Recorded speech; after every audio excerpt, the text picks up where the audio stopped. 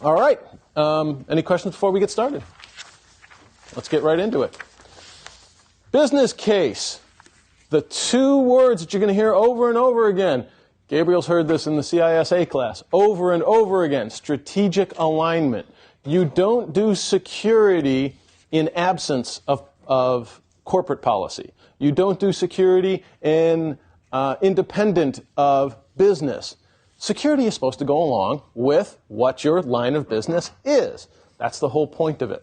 And that should be helpful for both how you do things and how the business does things. Certain things like evaluation of your assets, determining data ownership. These things will help both the organization from a business standpoint and you do your job from a security standpoint. It also explains why you are needed. And there's an old adage that says the first two things to go during budget cuts are security and training. Not so much anymore. Training, yes. Security, not so much. Security has taken kind of a new forefront among even the most hardened corporate hatchet masters. We have a unique skill set that allows business to remain in compliance with regulation, for one thing, now that there are a lot more regulations. HIPAA in the healthcare field. Who did finance before? Graham Leach Biley and SOX. Are there other regulations for other industries? Anyone think of any? FERPA. Which? FERPA, the education version of HIPAA. Oh, I wasn't even aware of this. What's it called? FERPA. FERPA. Okay. Federal Education Record. I don't know. Wow. When is that? HIPAA for colleges. Okay. Okay. All right. Colleges, high schools. What's that? Colleges, public schools. Good. Schools, that kind of stuff. Good. Are there non-legislative regulations as well? PCI. That's exactly what I was looking for, too. Good. Payment card industry. Yep. Visa started it, but by and large, all the credit cards have jumped on board with the fact that if you want to use their capabilities, you're going to have to remain compliant with the regulations. Good. Does that mean that we're in charge? No. Senior management is always on the hook for making those decisions. But they're going to turn to us to find out what those decisions should be. There's our old friend, the triad. Don't make fun of my clip art. From a policy standpoint, it should address all of the areas, each of the legs of the triad. There's a great quote explaining what governance is from the ITGI.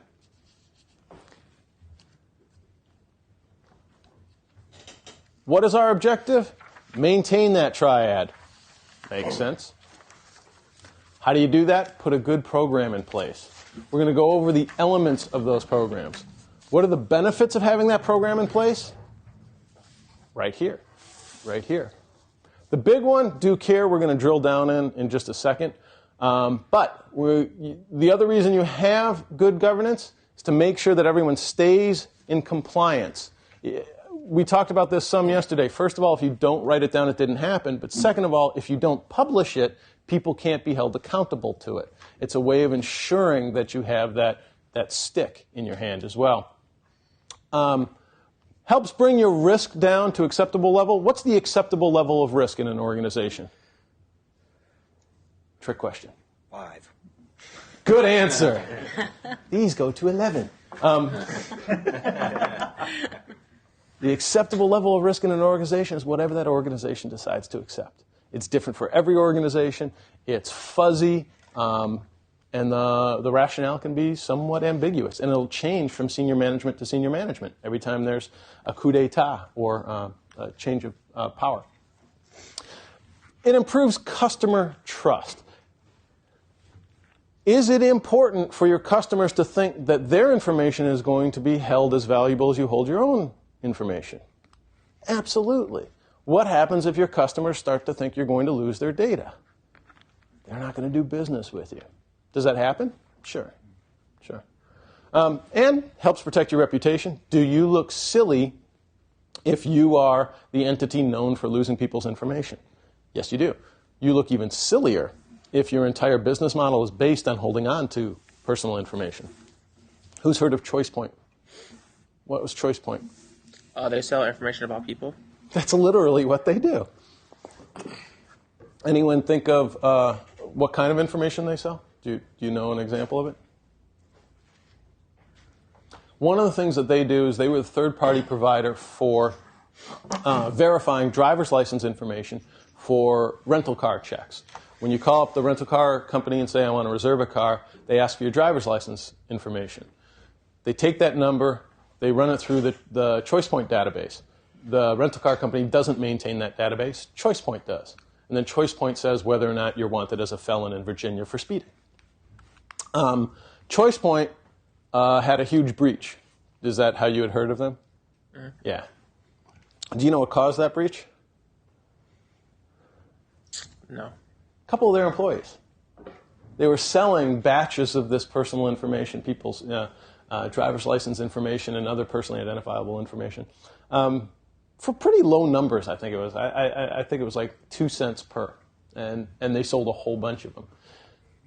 Pay your people well is one good way to do that too. But yeah, they lost a lot of reputation in that. And if that's your entire business model is being able to hold on to information, losing it is not a good way to maintain your reputation. And helps provide accountability. If you have good governance, you're pointing out who is responsible for doing what. And that's important too. Not just for blaming people, but for giving them credit where credit is due as well. All right, drilling down on due care. What is the reasonable person rule? Has anyone heard of that before? It's a supposedly objective way of measuring something legally. Good. It's the legal standard for what you should be expected to do if you are in a position of responsibility or authority. Would a reasonable person in a similar situation have acted the way you did? And that can be, as long as you can show that, that helps attenuate your liability. As long as, well, there was a fire, so I thought it'd be great if I doused it with gasoline. The court's going to say, no, that does not rise to the standard of due care. You have failed the reasonable person test there, right? You, from a security perspective, are held to maintaining due care. You have a fiduciary responsibility, you have a legal responsibility, you have a professional responsibility to be able to provide your organization with that level of reasonable person. To be able to get there, you need to have, we talked about this yesterday too, senior management support. Without buy-in from on high, your program isn't even going to get launched. We're going to talk about policy, standards, and procedures, the difference between those two, but your program needs to have that. Your organization needs to have that to demonstrate that it's being reasonable. Education, training, and awareness. If you don't tell your people what the standards, policies, and procedures are, they won't be held to them and they won't understand them. Plus, they won't act in accordance with them. We'll talk about why we do training in a little bit too. Risk assessments. Make sure you know that the countermeasures you have in place are either working or there for good cause, or if they need to be changed, how to change them. Backup and recovery, in case you lose your data. Implementation of adequate controls. Again, if you don't show that you have acted in a manner in accordance with a reasonable person for maintaining security of those assets that you're being held, or that you're holding, you are being shown to be negligent. You're not providing due care. Monitoring and metrics. Can you prove that you've been actually measuring what it is that you're doing? Is your compliance effective? Have you been auditing? Are you enforcing all of your policies and standards? Testing, independent reviews as well. All of those go into due care. The ITGI gave us that definition of what good governance would be. These are a list of requirements that the ITGI suggests the board of directors take part in. And that's even beyond senior management. That's the director level leadership of the organization. Are they going to be in charge of InfoSec for the entity, for your business entity? No. They shouldn't be. That's too down in the weeds for them. Are they responsible overall? Yes. So they have to be informed. And the the CISSP or the security officer should be prepared to brief them and bring them up to speed on what's going on, and be able to refrain from speaking geek long enough to be able to translate that into board of directors talk, usually with PowerPoints and graphics. They're going to set your direction for your policy. Again, without senior management buy-in, that program's not going to work. They're not going to administer that policy, but they're going to set the organizational culture for it. They're going to give you the budget and the personnel. They're going to say who's responsible for it. They're going to pick the priorities for your organization. They're actually creating that culture. And they're going to make sure that it gets done within those constraints. If the board of directors isn't running the program, is management running the program? Not necessarily, even though management's going to be responsible for the outcomes. Management's going to publish those policies. You're probably going to write them, and they're going to sign them, which is the way it should be. You are acting as the internal consultant to management for being security experts. All of these requirements fall on management's shoulders, but you have to support them in them.